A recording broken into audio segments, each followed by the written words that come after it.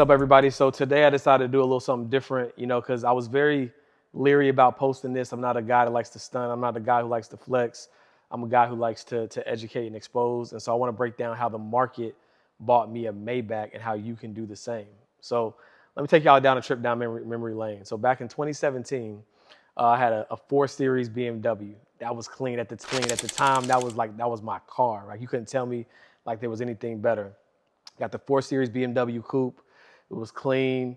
And then I realized I was living downtown. I was like, man, everything is close by. I don't really need to have the car. So my barbershop was close by. The office was close by. Everything I needed was in proximity. So I decided to, at first, put the car on Turo.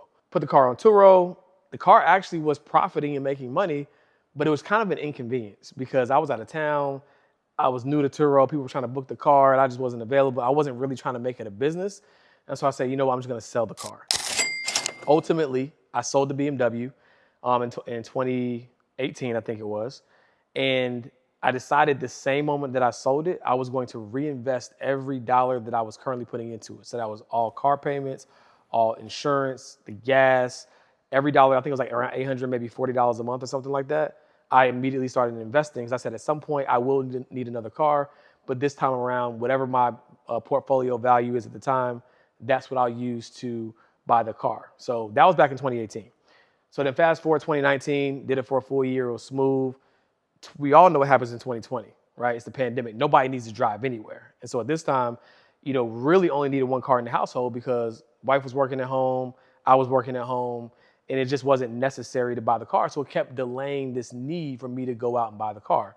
So I kept being able to reinvest the money. Then 2022 rolls around. I start to plan to gear up to get a car. At this time, I'm thinking Tesla, but it kind of became a game. I was like, how long can I go without needing this car? Because I was curious. And so kept delaying it. Uber Blacks, and then the family car was all I needed. And then I think around mid-2023, I knew at some point I was going to move. And I was just like, well, shoot, I know I'm going to move soon. No point to get a car now. It's just another thing I got to worry about shipping. So I said, you know what? I'm just going to wait this thing out until I move. So then fast forward now, 2025, I'm in Dallas, Texas. I was like, you know what? It's time to get the car. Well, I actually moved to Dallas in 2024, and then 2025 is when I actually get the car. And so I told myself, whatever my account value was, I earned it, right? I can literally use 100% of that money if I wanted to. And so I look at my account at that time, and it was invested. It was pooled with other money, but the total amount of money that I invested specifically for the car, it had gotten up to about $205,000. So I did some research. I saw, oh, shoot. I could get a Maybach, right? The particular one that I wanted was just underneath that, right? So I had a couple of options. Option number one was I could sell my portfolio, right? The amount of money I need, buy the car in cash completely. That's option one, right?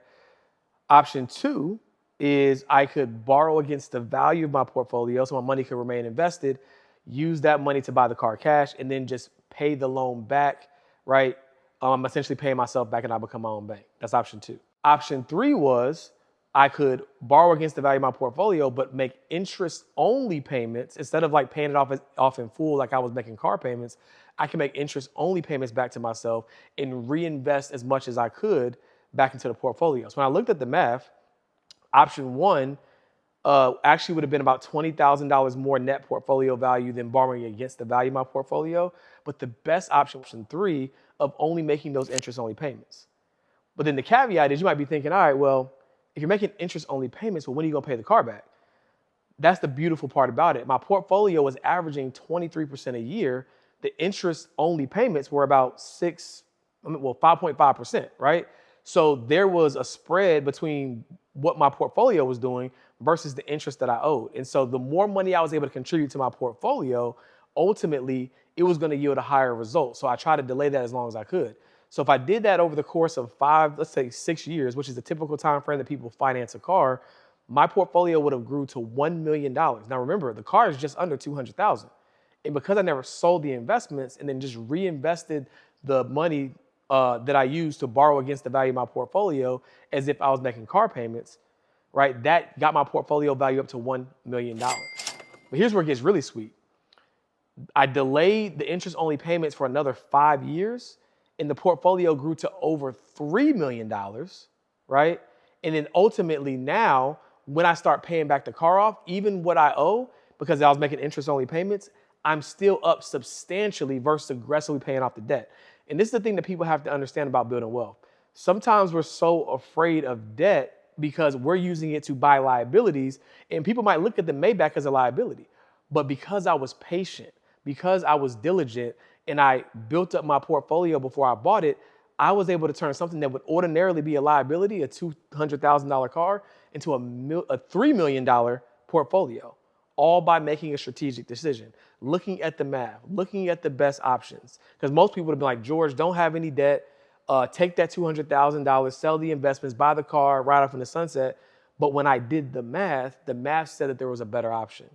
And that's what it means to become your own bank. That's what it means to put pen to paper and decide how you want to do it. Now, the reason why I wanted to share this story is because if I would have just popped out online with a Maybach, like a lot of your favorite internet gurus, you'd have been like, oh, okay, man, he's one of those guys, like oversimplification of success, right? I wanted to let you know that I practice delayed gratification too. I could have bought 3 of these cars by now, but instead, since 2017, I stayed down, reinvested 100% of the money, leveraged my portfolio, reinvested the money, and now a decision that would have normally just cost me $200,000 is going to ultimately make me $3 million. All because I was willing to have delayed gratification. Could I have bought the car 2018, 2019, 2020? Absolutely. But instead, I want to practice what I preach, prioritize wealth building, and practice delayed gratification. The reason why people don't win is because they want it all right now. They're not willing to wait. Nobody's willing to stay down until they come up, right? And for me, it was important to live out this narrative so that when I show you, it's like, okay, he's actually showing us how to do it. He's not stunting on it. Matter of fact, I don't remember who told me this, but they said there's like 3 different versions of how you can tell your story and show up online. You can be Drake, right? Shout out to Drake. We all love Drake. Drake is, I got it, you ain't got it. What you gonna do about it? Catch up, right? And we all as men kind of like that energy too, right? Then you have Rick Ross. He's gonna teach you a little bit. He's gonna show you. It's gonna be inspirational, right? But you can still tell it's a little separation. And you got somebody like a Nipsey Hussle where you feel like you're a part of the story. You can see the entire come up, which makes it tangible for you. And that's essentially what I'm trying to do. I don't want to show you anything and make you think that it happened overnight, that I just snapped my fingers and that I had it all figured out. I had a plan, I stuck to the plan, and as a result, I worked the plan and everything worked out. And that's what we call Maybach moments.